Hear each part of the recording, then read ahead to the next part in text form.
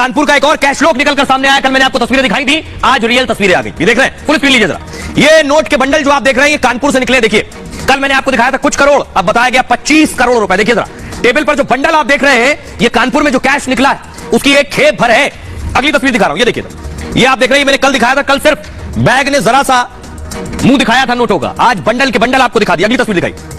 Finally IT की red आज समाप्त हुई। 5-6 दिन तक रेड चलती रही। अगली तस्वीर दिखाई जरा। रेड जिन ज्वेलर्स क्या पड़ी है वो है राधा मोहन ज्वेलर्स क्या रेड पड़ी है। और इसके बाद आपको बताऊं, अभी स्थिति यह है कि रेड आज खत्म हो गई है, लेकिन क्या क्या मिला है रेड में, जो बता रहा है कि कितना और कैश अभी निकलने वाला है। 600 करोड़ की संपत्ति का पता चला। ये रिपोर्ट देखिए।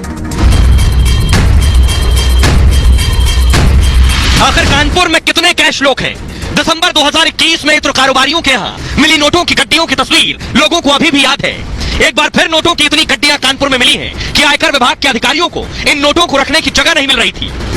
फिर घर की एक बड़ी टेबल पर नोटों की गड्डियां बिछाई गई। आयकर की टीम को कैश गिनने में भी वक्त लग रहा था। बाद में अधिकारियों को मशीन मंगवानी पड़ी और 5 दिन तक संपत्ति गिनी जाती रही। आखिर कैसे सोने के जरिए काले धन को सफेद बनाने का खेल खेला जा रहा था, इसके पर्दाफाश के लिए आयकर विभाग ने सर्राफा कारोबारी और बिल्डर्स के गठजोड़ पर रेड मार दी है। और आइए, अब मैं आपको बताता हूं, 6 दिन तक रेड चली है। गिनते गिनते अधिकारी थक गए, थककर पसीने पोंछने लगे। गर्मी का महीना है, कानपुर में चिलचिलाती गर्मी। देखिए क्या क्या निकल कर आया। कानपुर में 6ठे दिन खत्म हो गई आईटी की रेड।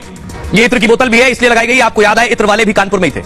300 अफसर 95 घंटे कार्रवाई में लगे रहे। 300 अफसर लगे थे गिनने में। अब तक 18 करोड़ से ज्यादा का कैश बरामद हुआ है। 10 करोड़ का कैश एक दुकान से अकेले मिला। 7 करोड़ रुपए का 12 किलो सोना मिला है। 300 करोड़ रुपए की टैक्स चोरी पकड़ी गई है। 300 करोड़। 1200 करोड़ की फर्जी खरीद के दस्तावेज मिल गए। 500 करोड़ की फर्जी बिक्री के सबूत मिले। जांच में आयकर विभाग को अहम जानकारियां मिली। राधा मोहन पुरुषोत्तम दास ने अरबों का निवेश किया। रियल एस्टेट में अरबों रुपए का निवेश किया। राधा मोहन की कंपनी और ऋतु हाउसिंग पार्टनर है, और राधा मोहन की कंपनी जमीन लेने के बाद उसे लगाती है आगे और डेवलप करती है। टैक्स बचाने के लिए कई फर्जी कंपनियां बनाई गई थी और दिल्ली एनसीआर में कंपनियों का रजिस्ट्रेशन कराया गया था। जांच के बाद फर्जी कंपनियों का जीएसटी रजिस्ट्रेशन कैंसिल कर दिया गया। रेड में आईटी की टीम को भारी भरकम डेटा भी मिला। आगे आपको बताऊंगा ये पकड़े कैसे गए। डेटा की जांच के बाद कई और लोग फंस सकते हैं।